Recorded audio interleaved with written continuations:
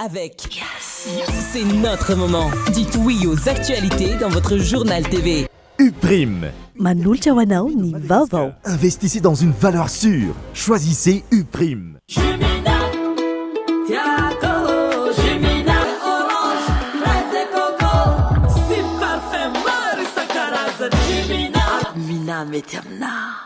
Manolotra ho anao ny vaovao.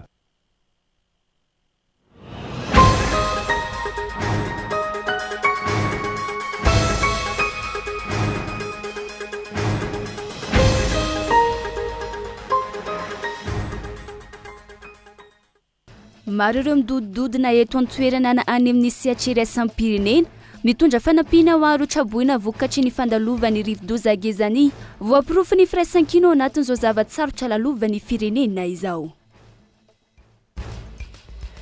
Nampiseho ny fahavononany anohana ny Madagasikara manoloana ny amiana vokatry ny rivo-doza ireo firenena maro araka ny fanambaran'ireo masoivo tonga teny amin'ny ministera andrarambahiny androany.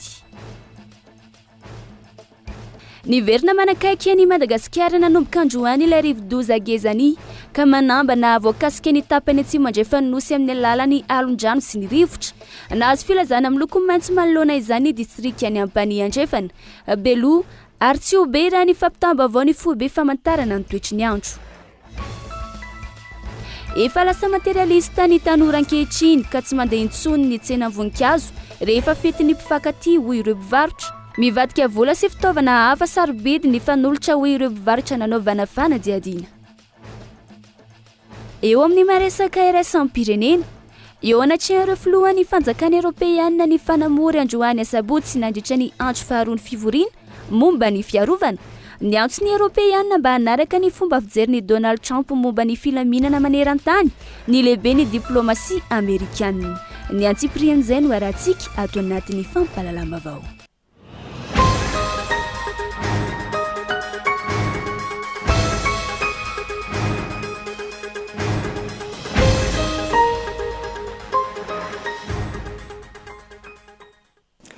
Androany faha-efatra amby folo ny volana febroary enina amby roapolo sy roa arivo. Aterina ny araba tomboky lahy sy tomboky vavy anao izay manaraka ny fampalalam-bavao eto amin'ny fahitalavitra kolo amin'izao alina izao asanam-pananjana ianao anaraka izany hatramin'ny farany.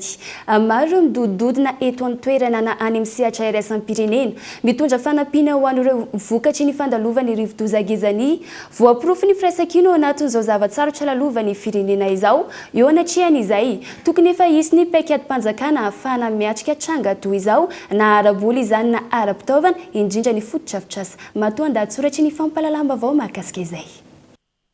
Faritra maro manerana ny nosy no manao tolo-tanana voninkazo mahatratra ho an'ireo ny arambony vokatry ny rivo-doza Gezany ary mbola maro no eo ampanangonana sy ampikarakarana ihany koa.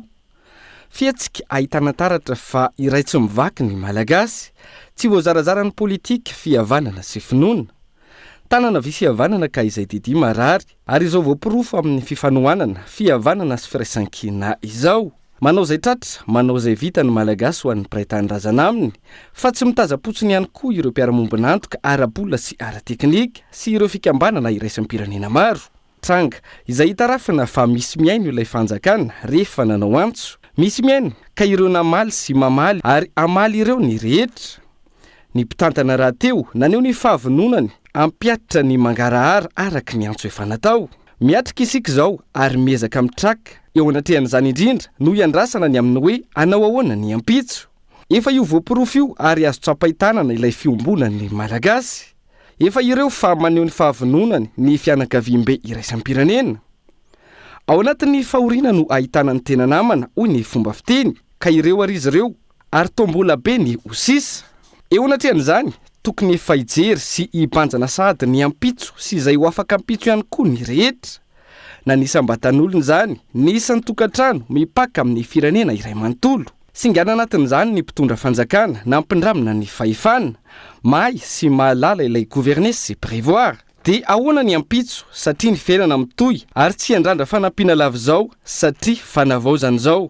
Sao de tokony isy, tokony atevenina, tokony ampitomboana ny vola, teti-bola, fitaovana sy ny sisa, hiatrehana ny loza sy ireo amehana mety iseho sy tsy maintsy iseho. Madagasikara izay nosy ka tsy ho afabela amin'ny etraketraky ny natiora toy ny rivo-doza. eo ny teti-bola sy no enti-manana fitaovana sy ny sakafo fa mifanindran-dalana amin'izay ireo fotodrafitrasa sekoly hôpitaly birao-panjakana sy ny sisa izay tokony hifanaraka amin'ny toetany be rivodoza mahazaka ireo rivodoza mba tsy ho lany andro sy fotoana ary vola be itsony amin'ny fanarenana vonjomaika sy maimaika ohatra amin'izany ireo sekoly izay maro no simba ao ny rava tanteraka ao no ny kipaka ny tafo sy ny sisa atao izay ahavitana azy ve ahafahan'ireo mpianatra manohy ny fianarany sa efa jerena ihany koa ny fomba mba tsy ho potika sy raha vaindray afaka ataona vitsy dia ahoana ireo fotodrafitrasa vaovao izay mbola tsy ampifiry taona akory dia ireny potika sady ireny misy antoka amin'izany ve ny orinasa nanao azy ka andray an-tanana sa natao toy ny fifanarahan'ny mpianakavy sy mpiakamakama ka rehefa vita dia samy miala inona no fepetra ho raisin'ny fitondrana fanavaozana eo anatrehan'izy ireny satria volam-bahoaka trosam-bahoaka no nanatanterahana azy ireny isy fanadidina ve ary ho tonga hatramin'ny farany isy fanasaziana ve satria fandikan-dalàna no anarany dia miandry sika satria tany-tan-dalàna i Madagasikara ireny fotodrafitrasa ireny mantsy no noheverina andraisana trabona neverina ho fialokalofana nefa ireny indray no potika sy lasa vesatra potika izay tsy maintsy ho amboarina rava izay tsy maintsy ho arenina dia ny antenaina ireo fotodrafitrasa farafaratsiny ny amin'ny ho avy ny amin'ireo izay voadina fototra ho fotodrafitrasa matanty shoka tsy ho anarana fotsiny toy ny teo aloha ilay manara-penitra fa tena izy amin'izay tena izy tokoa amin'ity indray mitoraka ity ary tena izy manomboka eto mba tsy ho lany fotoana anarina fa ho afaka ihany koa anorina ka anao dimandroso fa tsy dimiverina nampiseho ny fahavononany anohana ny Madagasikara manoloana ny amehana vokatry ny rivodoza ireo firenena maro araky ny fanambaran'ireo masivo tonga teny amin'ny ministera ny raharaham-bahiny androany tsy ampy ny mety manana eo am-pelatanana ny fanjakana mita amin'ny fahavoazana ho ny Prime Ministre Antony Antsona ireo mpiara-miombonantoka ireo fanadihadiana no tanteriny totsiny Rina Tahiry tombanana ho mihoatra ny 370 tapitrisa dolara ny vola ilain'ny Madagasikara amin'ny fanarenana ny fahavoazana tao aorian'ny fandalovany rivodoza kezany raha nitantitra vonjomaika tao aorian'ny antso natao manohana ny Madagasikara ireo mpiara-miombonantoka eo amin'ny sehatra iraisam-pirenena samy naneho ny fahavononany anampy ara-bola sy ara-pitaovana ireo diplomaty avy amina firenena mpiara-miasa amin'ny Madagasikara nandray fitenenana tetsy amin'ny ministera ny raharaham-bahiny anosy ny maraina teo isan'izany ny Frantsa Suisse, Grande-Bretagne, États-Unis ary Maurice. Ankoatra ireo, ny vondrona Europeanina izay napita ny fanohanana avy amin'ny Luxembourg sy Belgique. Nilaza ny firenena mikambana fa anome fanampiana ara-bola sy ara-teknika manoloana ity vona ity ary nanamafy ny antso ho an'ny fandraisana anjara bebe kokoa avy amin'ireo firenena mpiara-miombonantoka amin'ny Madagasikara. La Suisse prépare aussi une livraison de matériel déjà en route. Manomana fandefasana fitaovana efa eo ampitaterana ihany koa i Suisse. Ity fandefasana ity dia ahitana modila roa izay samy afaka mamatsy rano fisotro madio ho an'olona 10,000 avy ary koa fitaovana natao anadiovana rano. Ankoatr'izany, hisy fanohanana ara-bola atokana ho fanohanana ny asa vonjitaitra tanterahin'ireo fikambanana mpiara-miombonantoka ary koa ho fanampiana ny zokiola vola mitentina ray tapitrisa franc no voatokana hanatanterahana ireo fepetra rehetra ireo. Et donc en partenariat avec les autres partenaires naturellement de Madagascar, je tiens à dire que nous allons agir notamment sur la côte est.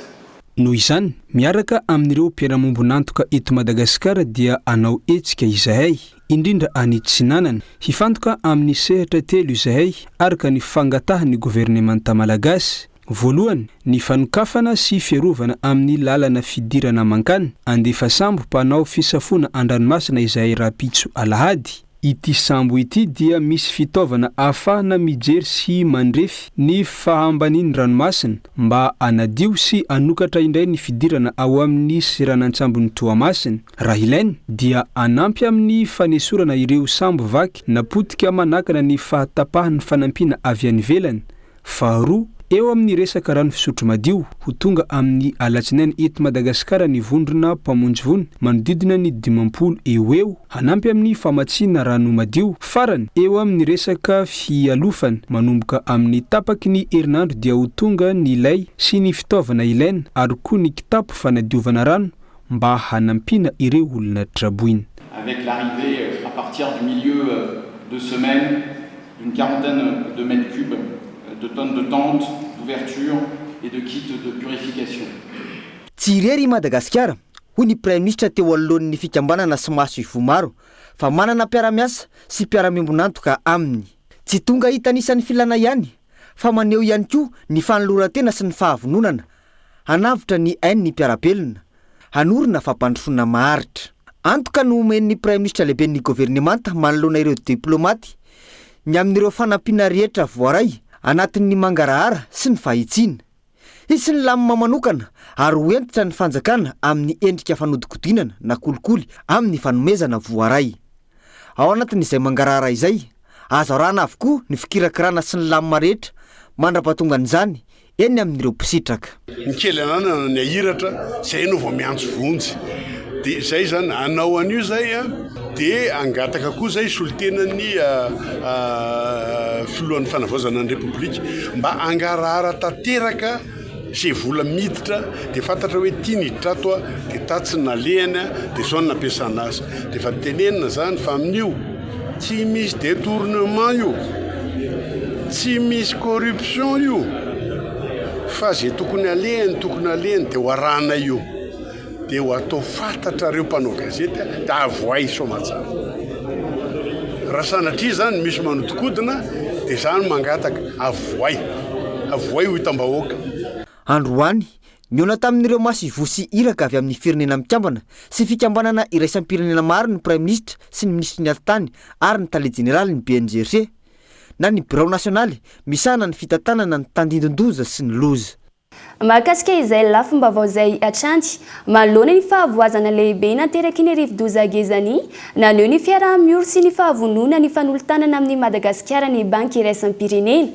Nanolotra vola $730 izy ireo ho famalina ny antson'ny fanjakana malagasy manoloana ity voina ity ny antsiprian'izay. Tsy firasakina amin'ny Madagasikara noho ny fahavoazana nateraky ny rivo-doza gezany sy fitiny banky iraisam-pirenena raha ny fanambarana navoakan'izy ireo androany. Mampahery ny fianakaviana traboina, ireo veritrano sy fivelomana ary ny sekoly sy vondrom-piarahamonina simba. Makasitraka ny faharetana sy herim-po lehibe aseho ny vahoaka malagasy manoloana ireo loza mifanesy. Noho ny fangatahany gouvernemanta malagasy manome vola mitentina $730 ny banky iraisam-pirenena hoentina anampiana ireo olona marefo, vola ampiasaina amin'ny sakafo sy fanampiana vonjy-taitra, fanampiana ara-bola ho an'ny mponina, fanarenana sekoly sy foto-drafitrasa, fanatsarana ny fidirana amin'ny fanabeazana sy ny fahasalamana. Ny vola dia alaina amin'ny alalan'ny tetikasa fiarovana ara-tsosialy, tetikasa fanomanana amin'ny loza sy fanarenana, ary koa fampandehanana ny tetikasa valikafatra vonjy-taitra rafitra iray vao napetraka ny banky iraisam-pirenena ahafahana mamaly aingana ary mahomby amin'ny krizy anisan'ny loza voajanahary. Ny fanatanterahana ireo hetsika ireo dia ataon'ny tahiry-bola ho an'ny fampandrosoana miaraka amin'ny fiara-miasa akaiky amin'ny BNGRC. Itsankilany, ny banky iraisam-pirenena iara-iasa akaiky amin'ny gouvernemanta malagasy amin'ny famantarana sy fampiarana ireo asa fanarenana amin'ny sehatra isan-karazany, indrindra amin'ny famerenana amin'ny laony ny fanabeazana sy ny fahasalamana ary ny foto-drafitrasa fitanterana. Ao anatin'ny andro avy, isy iraka manokana avy amin'ny banky iraisam-pirenena tarihiny solon-tena monina eto Madagasikara. Andehan'ny tsinanana, indrindra ny tomasina anohana ny fanatanterahana ireo hetsika voalohany ary anombana ny filana sy ny lahara-pahamehana amin'ny fanarenana tsy fanamboarana indray. Amin'ny avy, vonina iara-iasa akaiky amin'ny gouvernemanta amin'ny fanangonana loharanom-bola fanampiny araka ny vokatry ny fanombanana ny fiatraika ny rivo-doza gezany sy fity sy ny filana ara-bola amin'ny fanarenana sy fanamboarana amin'ny aritra ny banky iraisam-pirenena. Azavoazina ihany koa ireo fandaharana asa ho avy andraisana an-tanana tanteraka ny vokatry ity krizy ity.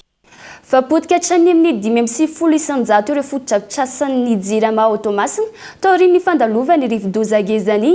Maro ihany koa ireo fitaovana famokarana herinaratra simba ka tsy azo ampiasaina intsony. Vokatry izay tafiakatra $3,000 ny sarany fahamahana finday anatin'ny ora iray, izany anatin'ny fotoana fohy ny amahana ny olona ny herinaratra hoy ny tompon'andraikitra ny antsiprian'izay. Ny 5,900 ny foto-drafitrasa ny jirama teto Toamasina nipotika noho ny fandalovany rivo-doza gezany raha nitatitra. Vokatr'izay, misedra fahasahiranana ny mponiny Toamasina eo amin'ny fisitrahana rano fisotro madio sy herinaratra. Anisan'ny taraina ireo mpianatra eo anivony Anjerimanontolo Barika 5, ireo mpanao asa tanana miankina amin'ny herinaratra toy ny sodira, mpanamboatra batery, mpivarotra sy ny sisa, vokatry ny tsy fisiany herinaratra izay. Eto Tomasina, manodidina ny 4,000 ariary ny mamahana ny vatoaratry ny powerbank ary 3,000 ariary ny finday anatin'ny ora iray. Raha tena anay manokana aloha zany dia tena hita mihitsy tena vomafy tsisy atao. Ny asanay zao zao dia miankina amin'ny tena jirama nefa indrisy mafy fa zao tsisy ninina azy atao dia mipetra fotsiny aloha. Manantena miandry vahaolana hoe inona ny vahaolana azony tompona andraikitra raisina aminazy ty. Resaka herinaratra zegny raha tegna ilainy mpianatra. Voalohany telefôna, avake ordinateur, agnano recherche zay agnano boky. Tegna ilainy amin'ny fotoana zao mihitsy resaka recherche zegny satria zay universitaire. Dikan'izegny tsy maintsy magnano recherche. Nefa ka antegna zegny ohatra nde charge amin'ny olonaamisisisy mampiasa groupe téléphone Android tsotra zao 10 000 makatra. Sasany zao misy magnano 50%, 10 000. Comme afeny zegny donc 20 000 jiaby. De ordinateur zao mandeha amin'ny 20 000, 25 000 de powerbank 20 000 karakaran'izay mitovy amin'ny ordinateur. Nefa le raha tegna ilainy ataoko ohatra téléphone zay. Aloha zany zao dia tsy afaka miasa mihitsy. Zao hitanao zao mipetraka fotsiny. Etaeta aloha zany voalohany indrindra dia hoe mba averinainkana ny jiro sy ny rano aloha zany voalohany satria tena miantraika amin'ny vahoaka mihitsy. Manoloana izany, nampina ny isan'ireo teknisianina ary noatevena ihany koa ny fitaovana amahana ny olana. Efa tonga Toamasina ireo groupe électrogène miisa 2 500 kVA 660 kVA avy amin'ny ministeran'ny rano ny fanadiovana sy ny fidiovana. Hamonjena ny ponina amin'ny famerenana ny famatsiana ny rano fisotro madio eto an-toerana. Efa tonga eto ihany koa ireo ekipa avy amin'ny jirama anampy amin'ny fanarenana ireo fotodrafitrasa simba ahafahana mamerina aingana ny famatsiana herinaratra eto an-tampon-tanàna ny Toamasina. Ny teto an-toerana aloha zany efa nanao zay afany. Noho ny lehibe ny asa zay miandry dia efa nidina koa zay azo mindaisina tao Antananarivo ary niantsehana avokoa ny avy any amin'ny faritra. Mila mpamokatra herinaratra dia efa eo am-panarenana izany ny tompona andraikitra amin'izao fotoana izao. Tokony efa hovonina io androany arivo satria efa nanao andrana. Andrano manokana ny fitondram-panjakana tarihan'Andriamatoa sy ny gouvernemanta zany dia miezaka hamahany izay faran'izay aingana mba hisiany rano eto amin'ny faritra Atsinanana eo ihany koa ny faritra Naranjorofo moa zay kasika an'izao lifitoza izao. Ka ity zany 160 sy 500 kVA no natolotra aty amin'ny faritra Atsinanana. Hojerena zany ny ampandehanana ny rano na dia tapaka ary ny jiro dia izay maha groupe électrogène de secours anazy. Fa raha mbola tsy ampy dia hanolotra ihany zany fitondram-panjakana amin'ny alalan'ny ministeran'ny rano fanadiovana ary fitiovana. Araka ny fanazavana hatrany, efa vita tamin'ny maraina teo ny andrana ho an'ny famerenana ny famatsiana ny herinaratra izay tombanana iverina amin'ny ampahany izao alina izao. Raha ny voalazan'ny jirama, miaraka amin'izay ihany koa raha ny vinavina ny fampisotrahana rano fisotro madio ho an'ny mponin'ny Toamasina ho iatrany ny fanazavana tale jeneraly ny orinasa jirama. Fa mahakasika an'izay rivo-doza gezan'izay atranty niverina manakaiky ny Madagasikara nanomboka androany indray ilay rivo-doza gezany ka manambana avoakasika ny tapany atsimo andrefany nosy amin'ny alalany alondrano sy ny rivotra nahazo filazana miloko maitso manoloana izany district any ampany andrefany Belo ary tsy ho be raha ny famitambavao ny foibe famantarana ny toetry ny andro kabelo. Manambana ny tapany atsimon'ny nosy indray ny rivo-doza gezany amin'ny fiandohany herinandro raha ny voalazan'ny foibe famantarana ny toetry ny andro androany. Tsy ho mariny toerana indraindray ny abaka eto Madagasikara, indrindra ny faritra atsimo. Tombanana ahery na ahery be ny ranomasina any amin'ny morontsiraka atsimo andrefany nosy noho ny alin-drano ateraka ilay rivo-doza gezany. Tombanana ho 4 ka hatramin'ny 9 metatra ny ahavon'ny onja ho an'ny morontsiraka atsimo andrefana. Hanodidina ny 3 ka hatramin'ny 3.2 metatra kosa ny any amin'ny morontsiraka afovoany andrefany sy atsimon'ny nosy. Rivodoza mahery hatrany aloha izy na cyclone tropical ny sokajy misy azy amin'izao fotoana efa ampiresantsika izao na tany amin'ny maraina tany dia manodidina ny 8.7 kilometatra andrefa ny 70 any amin'ny distrika Nampany no misy ny foibe nyity rivodoza mahery gejany ity. Ny rivotra noentiny moa dia manodidina ny 5.10 kilometatra isan'ora zay misy tafiditra 10 sy 20 kilometatra isan'ora. Ny kisaka ny anatsimo izy ka na afaka hatrany amin'ny 10 kilometatra isan'ora. Raha ny vinavina dia ikisaka miatsinanana izy atao anatin'ny 420 ora ary tombanana ikisaka mianavaratra tsinanana kosa ny alatsinainy. Manoloana izay dia tombanany vohatra manodidina ny 10 kilometatra miala ny amorontsiraka atsimo andrefan'ny Madagasikara iny ity rivodoza ity amin'izay andro ny alatsinainy izay ka mety ahakasika ny tendrony atsimony nosy ny rivotra mahery ny 10 kilometatra isan'ora. Manoloana izany nahazo filazana fanairana miloko maitso ireto distrika manaraka ireto: Ampanihy andrefana, Beloho ary Tsiombe. Entanina arak'izany ny ponina amin'ireo toerana ireo mba tsy andrika intsony, hioty sy hitahiry ny volo mba tsy ho simba, hanamafy ny trano, hanao fantsona manakaiky ny trano mba hisorohana ny tondradrano anaty tanàna. Ampilazany tompony andraikitra raha mahita hazo mety hitera-doza, hitahiry ihany koa amin'ny toerana azo antoka ny antota taratasy sy ny fanafody. Hanaraka tsy tapaka ny vaovao momba ny rivodoza ary hifampizara izany indrindra amin'ireo mety tsy mahazo sy ireo marifo. Fikambanana sy vondron'olona maro no nandray anjara ny farimbona ho fanampiana ireo mpiray-tanindrazana Trabona tany amin'ny faritra Atsinanana noho ny fandalovany rivodoza Gezany. Ao an'ny teto Antananarivo renivohitra toerana maro no nahitana hetsika fanangonana ireo tolo-tanana ireo fanampanazavana. Manoloana ny fahavoazan'ny ponina sy ny tanànan'ny Toamasina fa ihany koa ho famalina ny antso fifanampiana sy firaisan-kinina amin'ny pirenena nataon'ny filohan'ny fanavaozana. Anisan'ny nanao hetsika fanangonana ny vonin-kava mahatratra ihany koa ny firaisan'ny skotisma ao amin'ny boriboritany fa enina eto Antananarivo. Nandritra ny 2 andro ny hetsika nataon'izy ireo teny Ambodiady. Zay zany dia mametoko fa ny fanampiana zay omenareo anay tsirairay avy eto zay atolotsonareo amin'ny lalan-tanana eto dia tsy maintsy tonga atsakany sy andavany any amin'ireo olona any Tamatavy ary amin'ny alahady maraina no alefa colis zany izy ireo, alefa colis ary ny vola zay ho alefa ay mivola amin'ny tompona anjaikitra amin'ny skoto any zay izara atsakany sy andavany amin'ireo vahoaka tena milany zany sy tena milany zany ka aza manana iazana nareo fa manome toky anareo zay amin'ny maskoto anay fa ny skoto dia olona matoky sy azo itokisana. Noho izany manome toky anareo zay fa anasoavantsika andreo mpiarabelona no antony anaovanay izao hetsika izao. Ankoatr'izay, nirefeo ihany koa ireo mpanolontsaina eo anivon'ny komina Antananarivo renivohitra androany nanolotra ny fanampiana ho an'ireo Trabona nateraky ny rivodoza Gezany, fanampiana ahitana fitafy, vary, sakafo hafa ihany koa. Teo ihany koa ny fitaovana ilaina an-tokatrano sy ny vola. Nanatitra fanampiana ho fandraisany anjara ihany koa ny vondron'ny mpivarotra eny amin'ny Pochard izay ivondronan'ny mpivarotra lamba sy tranombarotra samihafa. Mba anampianay ndreo avana namana sy tapaka izay niarana zany loza voajanahary zany. Misy ny lamba firakotra sy akanjo ary servieta ifafana misa 2.5 gony. Eo misy gonimbary misa 5.5 gony ihany koa. Vary fotsy io eo koa misy carton anankiroa. Ao anatin'izany carton zany dia misy ny savony menaka, siramamy, paty ary ny sira sy sotro dia vilia. Koveta misa 7 ny soa misa 500 ary ny zinga misa 700.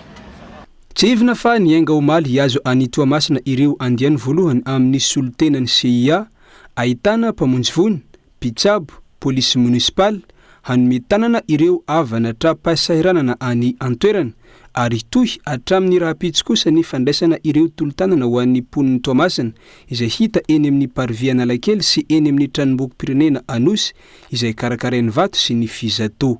ao anatin'izao voina mahazo ny faritra Antsinanana izao misy ireo mahavita mamorona fomba samihafa any an-tanana ny mpiray-tanindrazana ifanohana sy ifanampy isan'izany ny fanaovana tononkalo nataona mpampianatra iray avy any Antsirabe any an-tanana ny olona nanoloana ny tranomboky pireneny olona saina. Ry malagasy mpiray-tanindrazana sovariana ny mitazana fa mila vozy tao masina tanàna amoron-dranomasina mila vozy fa mijaly zavadozany eny tany tanàna maro ny kodi mafy loatra gezany tena niakatra ny rano zavadoza fatsangana nangai iay re vahoaka to tsy afaka naloatra fa loza voajanahary no nandrakotra ny tany nisy ireo namony ainy divisy koa ireo noratany mitipaka ny tavotano zavanisy fatsiangana malagasy ihany ireo malagasy toanao ka mila vozy fa mijaly mila vozy fa misary mila vozy ka abio zay kely vitanao anio dia voaraty kotatara ho amin'ny Madagasikara ny andro toy izao ane no tena zava-dehibe any ahoana firaisakina amin'ny asa fanampiana ry malagasy mpiray-tanindrazana aza vela mbahongazana asehofa manakasina sy mila vozy toa masina isika samy mpianakavy piombona amin'ny tamatavy ka izay kely vitanao mba ary tao eto izao. Miverina ho ady hevitra indray amin'izao ny tokony anitsinana tsy ny tetiandrom-pampianarana manoloana ny fisiany ny rivodoza ao ireo milaza fa maro ny fandinihana natao nahatonga ny tetiandro ankehitriny ao ireo mihevitra ny tokony hanaovana ny fialan-tsasatra lehibe ny volana janoary sy febroary isorohana ny fahatapahany fampianarana ny antsiprian'izay. Fiatona iray andro ho an'ireo faritra mety ho lalovan'ny rivodoza sy ny ahinany amin'ny mety ho fiakaran'ny rano. Mihoatra lavitra izay ary mety ho herinandro maro ny fiatona aorian'ny rivodoza ho an'ireo sekoly izay rava. Tranga izay tsy mampitovy ny isaparitra eto amintsika amin'ny lafiny fampianarana nefa ny fitaoam-panadinana sy ny laza adina iraisana. Manoloana io, ao ny manamafy ny tokony anitsina ny tetiandrom-pampianarana indrindra anatin'izao fanavaozana izao. Satria tonga dia mijanona zany aloha satria eo le fampitehan'le foto-drafitrasa eo ihany koa ny fahasairana ny ray aman-dreny satria tratra ny vony izy mety tsy hampiana-janaka elaela izy sy ny ohatran'izany ka hoe raha azo atao aloha dia izay aloha anisany le mba hoe ny fitaovam-pampianarana zany mba ary amin'le fotoana mba tsy misy an'le atao hoe voina naturel zany ka tena d'accord talohany dia ohatran'izany tamin'izay nianatra dia any amin'ny oktobra any ny CPE sy ny ohatran'izany dia rehefa tonga le fahavaratra dia mijanona dia mba hakisaka tsikelikely mandra-pahatonga an'le hoe desambra zany ny farany mianatra dia ary amin'ny voalohan'ny marsa indray ny fanombohana vaovao dia ahempotra tsikelikely fa tsy tonga dia brusque be satria zany roa volana telo volana zany lavitra be zany fa akisaka tsikelikely isaky ny année scolaire dia voarina eo ao anatin'ny telo taona. Efa nisy fandiniana lalina mialohan'ny nandraisana izao tetiandro amin'ny endriny ankehitriny izao hoy ny faneho-kevitra misehatra amin'ny fanabeazana hafa na izany ho an'ny mpampianatra na ho an'ny mpianatra. Dia maro ny mpampianatra izay chargé de cours izany hoe ireo indrindrindrindra ireo miasa amin'ny sekoly tsy miankina ny ankabetsahana izy ireny dia tsy mandray vola intsony rehefa tonga ny fialan-tsasatra lehibe ka rehefa volana aogositra sy ny septambra dia misy ihany ny zavatra azo atao mba entina hivelomana zany ka raha vadika aty amin'ny janoary febroary ny vakansa misy fotoana ary mandray vola ihany nefa mbola sahirana zay vao mahavita niny volana janoary iny ka mety ho sahirana ireo mpampianatra amin'ny sekoly tsy miankina raha ohatra ka avadika amin'ny volan'io ny fialan-tsasatra lehibe ary tokony asiana foana ny cours de rattrapage sy ny session spéciale ho an'ireo sisco izay tena lasibatry ny loza voajanahary. Anatin'ny vakansa io zany ny école privé rehetra no manavao indray ny foto-drafitrasa rehetra mandoko manamboatra ny banc manolo ny tafo simba raha ao anatin'izany période cyclonique zany manao an'izany fanavaozana rehetra atao amin'ny sekoly zany dia mety eo mpanamboarana ny ianao dia mety ho tratran'ny cyclone na ziloko vita rehetrarehetra dia epaky ny ranonorana fotsiny raha ohatra tratra ao anatin'izy mbola mando iny a. Ny raisan'ireo mpisehatra ny amin'ny mahalaharam-pamena ary ny tokony andraisan'ny rehetra anjara amin'ny fikaonan-doha momba ny sehatra ny fampianarana sy ny fanabeazana eto Madagasikara ary tsy ny tety androany no diniana fa ny lafiny rehetra isy ny fanavaozana mifanaraka amin'ny filana sy ny zava-misy eto Madagasikara. Dia iny lafomba vao indray no hoentsika misento vetivety ao anatin'ny doka fohy mbola sanam-panajana renao tsy saraka aminay.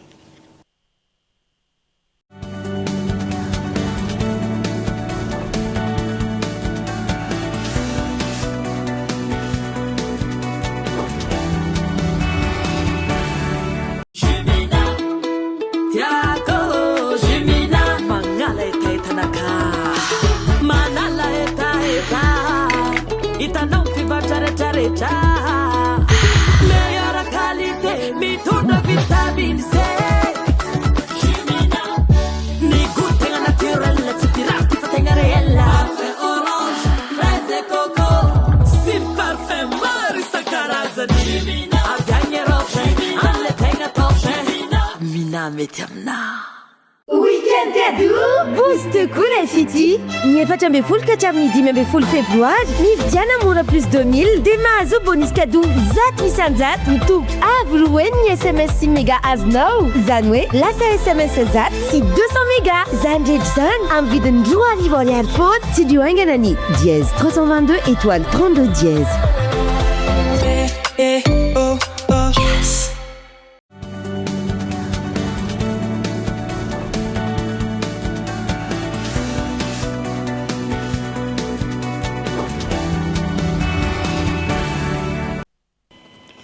Dia tafaverina soma tsara ato anatin'ny tapany faharoa ny fampahalalam-baovao indrasika amin'izao fotoana izao. Mbola verina ny araba tompoko lahy sy tompoko vavy asainam-panajana ianao anaraka izany hatramin'ny farany.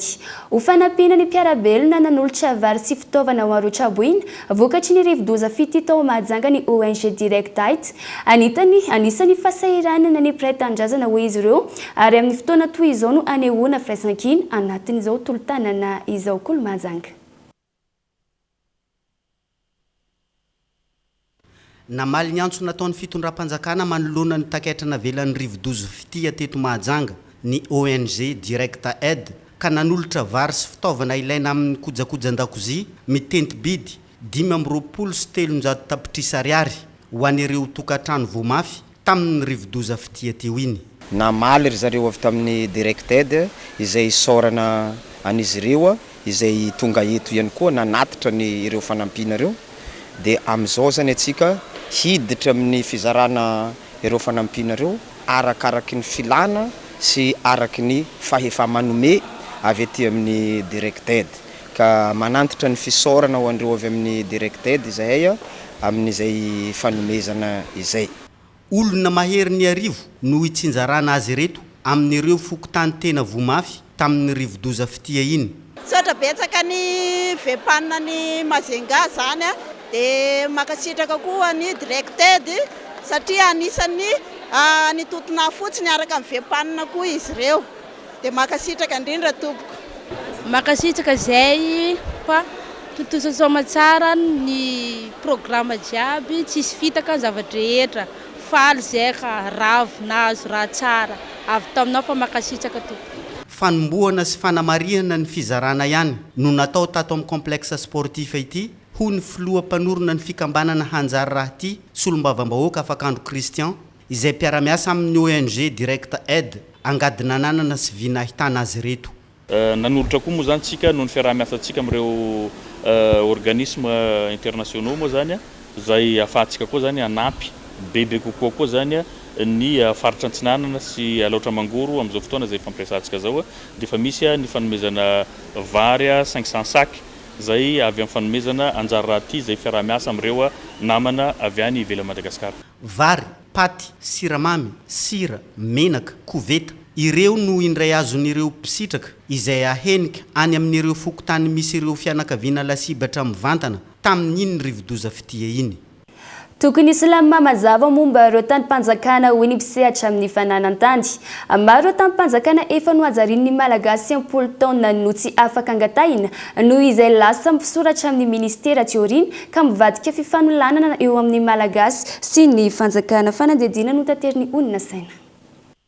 Isan'ny olana mateto-piseho ka tokony hitadiavam-baolana amin'izao fitondrana fanavozana izao ny momba ireo tanimpanjakana hoy ny mpisehatra amin'ny fananantany. Maro ireo tany misoratra fa tanimpanjakana tany amboalohany izay nohajarin'ny malagasy 10 taonany ka rehefa iroso amin'ny fangatahana izany ho amin'ny anarany ny mpanajary mivadika ho tanina ministera indray ka mivadika ho disadisa. Tanimpanjakana izay tena ny fanjakana tamin'ny voalohany dia nisy mpanajary nandritra ny 12 taona 10 taona teo eo.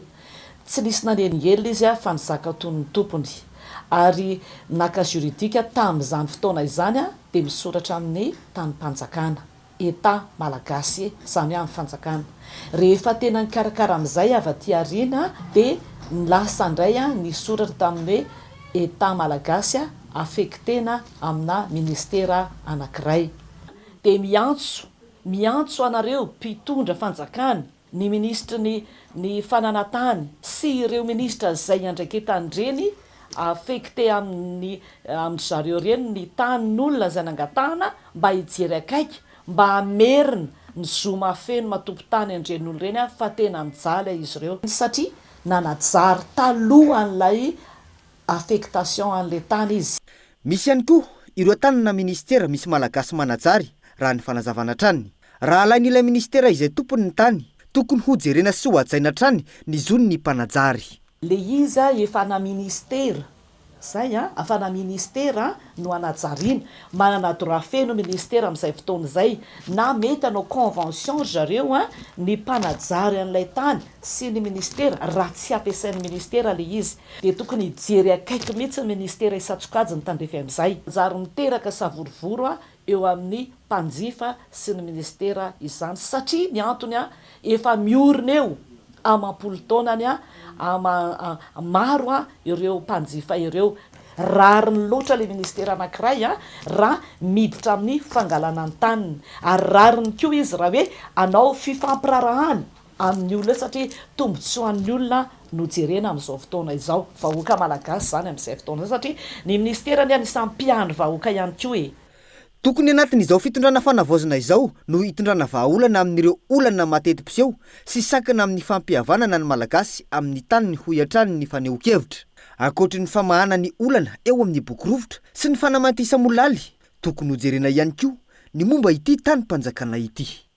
Mitaky fidinana ifotony hijerena ny zava-misy sy anesorana ireo fomba fanao ratsy mahatonga ny mponina hijaly eo amin'ny Bamangoky faritra Morombe ny fikambanana tsy miambany firaisan-kina araka ny fampiatsehivana sy antso fiarovana ny zon'ny Tatsa any amin'izy ireo totsiny Rina Tahiry. Mitoy ny ezaka fanavozana ataon'ny governemanta saingy ilaina midina eny fotony mijery ny zava-misy marina hoy ny fanambarana navoakany firaisamonim-pirenena. Ohatra amin'izany ny ao amin'ny faritra Bamangoky district ny Morombe faritra Atsimo andrefana. Mijaly ny mponina noho ny fitsinjarana tsy ara-dalàna ny tany ataon'ny komity ny fitsinjarana ny tany ao amin'ny tetikasa fanajariana ny tany fambolena P2. Ity tetikasa ity izay manova ny tanimboly fambolena katsaka, mangazo, kabaro, lojy ary voly hafa ho lasa tanimbary mirefy hatrany amin'ny 5,000 hektara.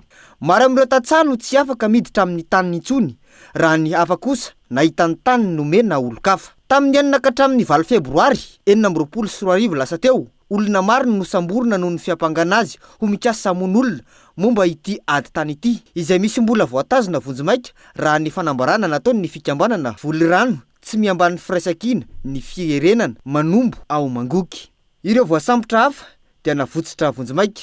Tsy manaiky mifiampangana ireo tantsa satria mifototra amin'ny fahamarinana sy ny zo ananana ho an'ny taniny izy ireo hoy ny tatitra. Takin'ny Tatsa sy ny fiarahamonina ny zo hitazona sy ampiasa ny taniny ara-dalàna. Zo iarovana ny fambolena sy ny fomba fiainany. Zo andray anjara amin'ny fanapahan-kevitra momba ny tany. Zo azo vaovao momba ny tetikasa, fanajariana sy fanovana ny tanàna. Zo hiaro ny fitsarana ratrarina raha misy ny fifandirana. Ireo zo ireo dia manaja ny fianatra iraisam-pirenena sy ny lalàna malagasy momba ny tany sy ny zon'olombelona. Tsy tokony tsinotsiniavina na ho takalon'ny ery tamin'ny tantsa.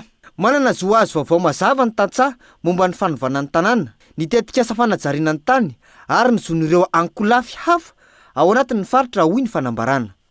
Lafomba vahoafa mihitsy indray manana andraikitra amin'ny fanabeazana vahoaka hitarika azy amin'ny fanomezan-danja ny tombontsoa iombonana ny antoko politika ho ny HVM ao Mahajanga. Apahany ao anatin'izany ny fanintanan'izy ireo ny mpiray-tanindrazana amboly azo ametrahana lova tsara ho an'ny taranaka. Ny Antsiprian'izay. Famboleka kazontsika niany zany mila haitsika hoe ino antony fitiavana tanindrazana fiarovana ny tontolo iainana ary farany sady lehibe ndrindra fitsinjovana ny zanaka manjafy ho an'ny tanin-janaka zany no amboletsika ireto kakazo reto. Natao ho fitaratra hitondra fanabeazana tsara eo amin'ny fandraisana andraikitry ny tsirairay eto amin'ny tany sy ny firenena ny antoko politika. Ampahany ao anatin'izay izao fambolen-kazo nataon'ireto mpikatroka ho amin'ny antoko HVM eto Mahajanga izao mba ho fakantahaka ho an'ny mpiray-tanindrazana ka teto amin'ny toeram-pambolen-kazo eto Marohogo izy ireo noho ny famotona tamin'ity Asabotsy fa 17 ny volana Febroary ity anehoan'izy ireo izany fitiavana ho an'ny taninjanaka izany. Izao no natao dia fandraisana anjara amin'ny tanindrazana sy ny hoavin'ny taninjanaka. Ny tanitsika moa efa iara mahita fangazana tengazana ka anjarantsika no mandray andraikitra mba tsy hangazana ny tany amirina amin'ny Madagasikara ho nosy maitso. Ny tanjona ny antoko politika moa dia tsy mitsatra manabe hatrany ny olom-pirenena ka anisan'ny fanabeazana ataonay zany zao fampirisiana ny mpiray-tanindrazana amboly azo zao. Tsy vitan'izay ihany fa hoarainay maso ireo azona ambolenareo. Zao zany zay dia anangana komity manara-maso isam-bolana midina aty mijery ny fitombony azo ary miaro ny azo koa mba tsy ho tratran'ny doro tanety. Anisan'ireo tonga maro tamin'izao fambolen-kazo izao ireo vehivavy HVM izay hitarafana ny fahazotony vehivavy hitondra ny anjara brikiny eo amin'ny fampandrosoana iombonana. Dia misaotra betsaka antsika vehivavy rehetra dia makasitraka an'izany fambolen-kazo izany mba ho maitso ny nositsika eto Madagasikara ary mba holovan'ny taranaka faramandimby. Tiavana ho an'ny tanindrazana indrindra fa ny ampiroborobo ity fikambanana ity zany dia ny fikambanana HVM zay ny tanjona anay manasa an'izay rehetra vehivavy any mbola nenanela tanàna any aza menatra tsony ilay famodi zay ny afatra anay fa fambolen-kazontsika ity tsy mijanona mbola misy koa maro samihafa ny aktivité tsika amin'ny tongava maro tompoko. Karazan-janakazo bonara sy atafana no novolen'ireo mpandray anjara efajato latsaka tonga teto ka samy nanatsatoka zanakazo roa avy izy ireo izay arahin'ny fikarakarana sy ny fanaraha-maso mba hahavelona azy araka ny tanjona amin'izao fambolen-kazo atao izao. Mahakasika ny andro ny Saint-Valentin no anoizantsika ny fampahalalam-baovao manana ny tantarany andohan'ny andro ny Saint-Valentin ary antsoiny ny mpino katolika hoe Masinda Valentin izay ankalazaina rehefa fa 14 ny volana Febroary tahaka izao.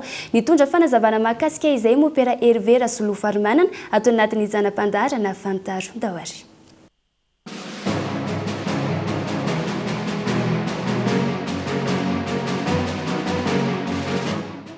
Ankalazaina isaky ny 14 ny volana Febroary tahaka izao ny andro ny Saint-Valentin na ny andro ny mpifankatia. Ho an'ny mpino katolika dia Masinda Valentin no iantson'izy ireo azy. Araka ny tantara, i Masinda Valentin dia évêque anonona tany Roma tamin'ny taona 113 nandritra ny fanjakan'ny Empereur Claude faharoa. Norarana tamin'izany fotoana ny fanambadiana ho an'ny tanora miaramila lehilahy. Tsy nanaiky izany Masinda Valentin ka nampanambady mangingina ireo mpifankatia kristianina nampianatra fa fanomezana avy amin'Andriamanitra ny fitiavana sy ny fanambadiana. Manoloana izany anosamborina izy ary nogadraina ka novonoina ny 14 ny volana Febroary manodidina ny taona 720 nanoratra taratasy iray izy talohany nafatesany ka nosoniaviny hoe From Your Valentine izay no heverina ho ny andohan'ny karatra Saint-Valentin. Ho an'ny fiangonana katolika moa rehefa miresaka hoe andro mpifankatia dia ilay endrika ilay fitiavana mihitsy zany no ankalazaina ary ny fomba fankalaza azy ny voalohany amin'ny mahafiangonana dia ny vavaka fametrahana eo ampelantanin'Andriamanitra voalohany indrindra zay fiainam-bavaka fiainam-pitiavana izay menjera sabotsy mihitsy izy amin'ity taona ity ny 14 Febroary dia manasa anareo mpifankatia rehetrarehetra tsy hoe vomiomana mariazy ihany fa na rehefa eo anatin'ny tokantrano zay tena mpifankatia marina tokoa mba ametraka ny fitiavanareo eo an-tanan'Andriamanitra. Raha azo lazaina mantsy dia défi, zany hoe fanamby lehibe mihitsy zany fitiavana zany. Inona mahafanamby azy dia le hoe na dia mivoavita ary fitsofan-drano mare azy dia ny fitsotrantsika malagasy dia milaza zavatra betsaka hoe arabainana sy fahasoavana maharetatra amin'ny farany. Le maharetatra amin'ny farany zany no tena défi ngezabe ho an'ny fitiavana, satria ny tena fitiavana tsy le taitaitra fotsiny fa le maharitra na dia misy tao zavatra tsy ampozina azy. Tamin'ny taona 1970 no nesorina tao anatin'ny calendrier liturgique Massinda Valentin ka nosoloina Massinda Cyril sy Méthody, na izany aza nefa manamarika ity andro ity ihany izy ireo na tsy mitovy amin'ny teo aloha aza izany. Raha ny zava-misy ankehitriny lasa toderadera fotsiny ihany ny hita eny amin'ny mpifankatia. Mahafony iainy ho amin'izay tiany no atao hoe fitiavana, anisan'ny olana matetika ny tsy fahaizana amin'ity raha ny fanazavana. Ialatsiny amin'izao fahitako ny zava-misy ankehitriny to lasa resaka ara-barotra ny tena betsaka, lasa resaka publicité ny tena betsaka, fa adino hoe ny fanoloran-tena, ny fahafoizan-tena, ny fitiavana ilay tena tiana. Miko tantara kely azy nareo hoe tany ambanivohitra rivo mamy tany nahatsapako an'izany hoe zao marina natao hoe tena tia, fa ilay tovolahy fa manosika motoskotera, ilay tovovavy tia tsy marary tsy manino mbola mitangina eo amboniny. Ozangamba-ntsika hoe raha tsy adala fa kosa izay ny tena endrika fitiavana mahafohy tena ho an'izay tiana. Ko antsika rehetrarehetra izay mianatra mity, ho an'ny olona rehetra amin'izao androntsika izao, anisan'ny mahatonga ny olana matetika ny tsy fahaizana mity, ka samy mianatra mity araka an'Andriamanitra, izany hoe tsy ny jery fotsiny ny tombony ho an'ny tena fa ny asambatra izay olona lazainao fa tianao. Safidy ny fitiavana ary safidy hatrany am-boalohany hoy nambarany ka tokony toetra hatrany ny toetsaina amin'ny maha kristianina ao anatin'ny fifankatiavan'olon-droa. Ny resaka ataoko moa zany ho an'ny olona izay efa ao anaty tokantrano teny hoe mangalatra ny teniny eo amin'ny dia hoe nofidiko izy dia tiako, fa tsy hoe tiako izy ka fidiko hoe efa voafidy izy dia tiavina ary hatramin'ny farany. Fa ho an'ny tanora kosa, ho an'ireo tanora izay eo am-panomanana no ho avy dia safidy ny fitiavana ary safidy hatrany am-boalohany. Dia amin'izao fotoana izao ny aparitaka ny réseaux sociaux dia ohatrany hoe sanatria andrakandrana ilay fitiavana, ohatran'ny sanatria kilalao sanatria-avina moa zany fomba fiteny zany, nefa maheno hoe tsy roa misaraka ny ady ary avy eo mifanala-baraka sy toy izany, tena tsy toe-tsaina kristianina zany. Ka ho an'ny tanora manomboka izao tena homanina tsara ny hoavy, homanina mihitsy ny hoavy, indrindra tena safidy matotra no hidirana amin'ny atao hoe fitiavana. Fa toy n'izay lafim-baovao izay hatrany, efa lasa materialista ny tanora ankehitriny ka tsy mandeha intsony ny tsenan'ny voninkazo rehefa fety ny mpifankatia hoy ireo mpivarotra. Mivadika volana fitaovana hafa sarobidy mifanolotra hoy ireo mpivarotra nanaovana fanadihadiana ka tsy mandeha intsony ny voninkazo. Totsy ny Rina Tahiry. Maro ny karazana fanomezana azo atolotra ankehitriny ka tsy mandeha intsony ny voninkazo. Ny fanolorana voninkazo izay tena nanana ny lanjany tany aloha efa mifototra amin'ny fitaovana hita maso. Materialista avokoa ny akamaroan'ny fanehoam-pitiavana amin'izao, indrindra nalaza tato ato ny fanolorana bouquet feno vola, raha bouquet misy voninkazo izany taloha, finday na akanjo lafo vidy sy ny sisa izany amin'izao fotoana izao. Tsy mandeha intsony ny tsenan'ny voninkazo na dia efa mora aza ny vidiny hoy ny fanazavana. Mihevitra ny tanora ankehitriny fa tsy tena tia ny olona iray raha voninkazo no atolotra fa tsy fitaovana sarobidy. Misy ary manao voninkazo ao anaty vola, fa iny aloha dia tsy haiko loatra hoe inona zany nahatonga an'ilay izy niena. Nefa raha ny tena marina tokony hoe raha manolotra vola ary ianao dia miaraka amin'ny voninkazo, manolotra zavatra ianao dia miaraka amin'ny voninkazo foana, satria voninkazo tena midika fitiavana be. Tena tsy dia nisy tsena aloha tamin'ity taona ity, zay tamin'ity azao na komandy raha tsy nisy mihitsy satria tsy ataona misy komandy foana rehefa Valentin. misy izy le ohatra zao hoe bouquet offrir tizy arakaraka le fahefa mividin'le client. Ny tige ray zao 5000 ariary, zao 5000 ariary, dia misy izy 40000 ariary arakaraka ny isan'ny voninkazo, misy 30000 ariary, misy 20000 ariary. Ny fety rehetra mandalo fotoana fanararotan'ny mpivarotra manao tolotra manokana hampandehanana ny tsena. Isan'ny fety mitsongadina ao anatin'ny taona ny fetin'ny mpifankatia na ny Saint-Valentin. Rehefa 14 febroary tahaka izao manolotra marika hita maso ho an'ny olon-tiny ny mpifankatia. Raha ho an'ny voninkazo manokana tsy vitan'ny tsy mandeha ny tsena fa nanampitrotraka ihany koa ny fahasimban'ny raozy noho ny orana be loatra farany teo. Tsena miboky aloha zao tamin'ity tsy dia nandeha satria le izy zany le rozy daholo dia davin'le olona le rozy mena, nefa le rozy mena tena tsisy atsany apotiny any amin'le mpamboly mihitsy noho le orana vokatsy le orana ny CSB dia tsy mavanina le izy. Ka le izy koa nefa be da be le article anankato efa maro moa le manao vente en ligne koa efa maro lasa maro le manao vente en ligne manao an'le rozy par tige any anaty vente en ligne. Raha ny fanady adina natao tamin'ireo sendra ny fandraisam-peonay, misy ireo mifankatia ny safidiny tsy hanolotra fanomezana. Ny fitiavana atolotra isan'andro ny fanazavana dia efa ampy ho marika hita maso anaporofona amin'ny fitiavana ary izany no tena zava-dehibe. Fanamariana kely farany hoentsika manakatona izao fampahalalam-baovao izao ho an'ireo olona ejery fampisehoana Chibel Kanto tovodray atao amin'ny Palais des Sports raha pitsy fa 12 ny volana febroary manomboka amin'ny 3 ora dia manentana ireo mpijery ny fampisehoana iangy melohany trano satria azo antoka ny fitohanany ny fifamoivoizana eny amin'ny toerana noho ny fisian'ny hetsika hafa eny amin'ny manodidina hoy ny mpikarakara. Dia izay no hoentsika manakatona ny fampahalalam-baovao amin'izao alina izao tompoko lasy tompoko vavy isaorana ianao nanaraka izany hatramin'ny farany manome fotoana anao an'ny rampitso indray veloma tompoko.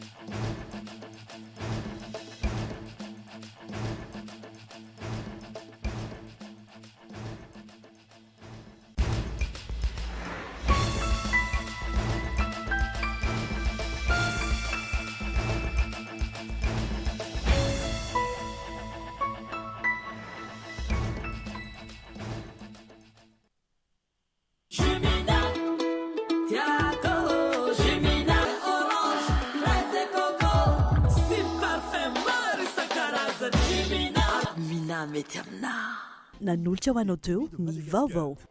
Uprime. Nanolotra ho anao teo ny vaovao. Investissez dans une valeur sûre. Choisissez Uprime. Avec Yes, c'est notre moment. Dites oui aux actualités dans votre journal TV.